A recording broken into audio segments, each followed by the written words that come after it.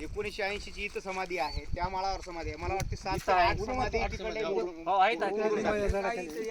वरच्या 1-2 समाध्या पाडल्या.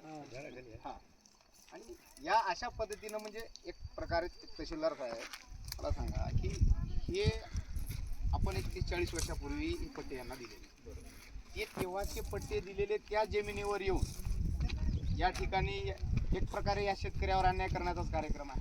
बरं ठीक आहे, आम्ही समजू शकता की ठीक आहे, आल्याच्या नंतर तिथं वर साहित्य पडल्याच्या नंतर काम चालू केलेत काहीतरी विषय, परंतु अशा पद्धतीच्या एक 10 ते 15 समाध्या उद्ध्वस्त केलेल्या आहेत. आता आम्ही त्या संदर्भात सगळेच बसणार आहोत. आता आमचे नेते देवीदास भाऊ या ठिकाणी आले की कारण ही जी समाधी उद्ध्वस्त करणं एक प्रकारचं ते स्मारक आहे, कोण उद्ध्वस्त केले त्यांच्यावर गुन्हे दाखल झाले पाहिजे साहेब. आपण कुणाच्याही स्मारकाला विना परवाना जर त्याला जर आपण इजा किंवा त्याला जर नासधूस करत असेल तर 100% कायद्याने चुकीचं आहे. बरं आज एक मिनिट, गायरान जमीन होती, स्मशानभूमी वेगळे असतात आणि याच्यात काही झालं नाही ना. आपण कोण आहे? मंडळ अधिकारी. तुम्हाला मंडळ अधिकारी साहेब ही गायरान जमीन होती, आमचे पंजोबा कसे आले इथं? भगवानरावजी कसे आले इथं? नाही तुम्ही काय करा, आम्हाला प्रत्येक तांड्याला स्मशानभूमी अगोदर उभा करून द्या ना तुम्ही. अरे बाबा, ही समाधी जी आहे ही समाधी 1980 ला या ठिकाणी आली. याचा अर्थ आमच्या आजोबांचा इथं आहे आमचे दैवतच राहतात ते आपले. अरे दैवत तो नंतर आमचा दैवत राहू द्या, परंतु आपलं वक्तव्य एक म्हणूनच त्याला इथं कशासाठी आले? त्यांची समाधी आहे म्हणजे हे पट्टा दिला होता आहे ना. तहसीलदार साहेब ऐकून घ्या, विषय काय आहे की डोकरात समाधी डोकरी बांधे कोणती त्यांच्या शेतामध्ये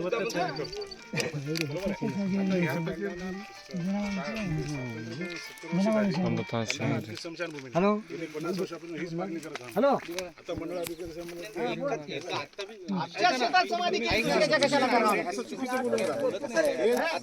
नाही, ऐका तहसीलदार साहेबांच्या समोर तहसीलदार साहेब, हे तलाठी मंडळ अधिकाऱ्याच्या चुकीच्या ह्या गोष्टीमुळे हे घडल्यात.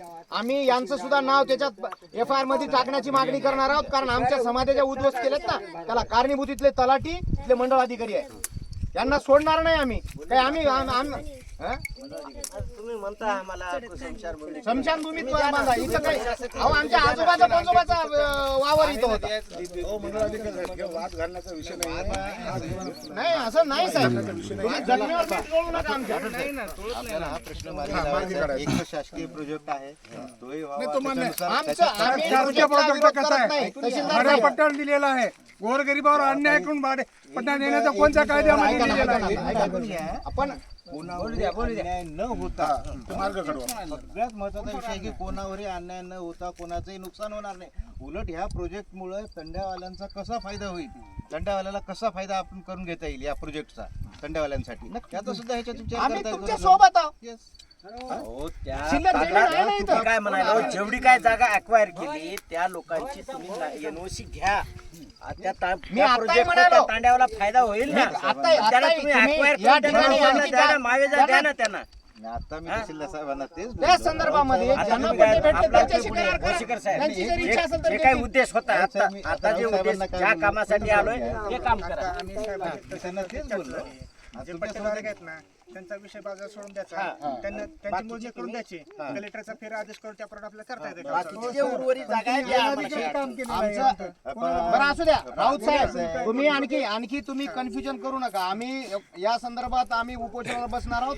उपोषण इथं चालू होईल. ऐका ना, आता या काय होणार आहे की काही ठिकाणी आता ही समाधी आजोबाची आहे, पंजोबाची आहे, अशा पद्धतीची या ठिकाणच्या गायरान जमिनी कसून खाणाऱ्या 40 वर्षापासून जे शेतकरी आहेत, ही जमीन सोडून तुम्ही बाजूच्या जमिनीवर करा, आम्ही तुमचं स्वागत करू.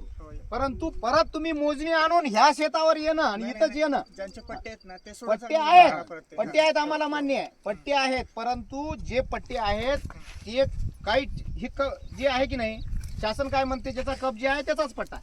आपण काय करणार आहे, ज्यावेळी मोजणी करायची त्यावेळेस त्यांना पण इन्व्हॉल्व तुम्ही ह्या सगळ्या गोष्टी बसून साहेब, हा विषय त्याच्यात फंद्यात पडू नका. दुसरी जागा ॲक्वायर करा. असं जर करायचं असेल तर तालुक्यामधल्या अनेक गावं असे आहेत, गायरांचे पट्टे आहेत, तुम्हाला आम्हाला मोकळी जागा करून द्यावं लागेल. मोजणी करा.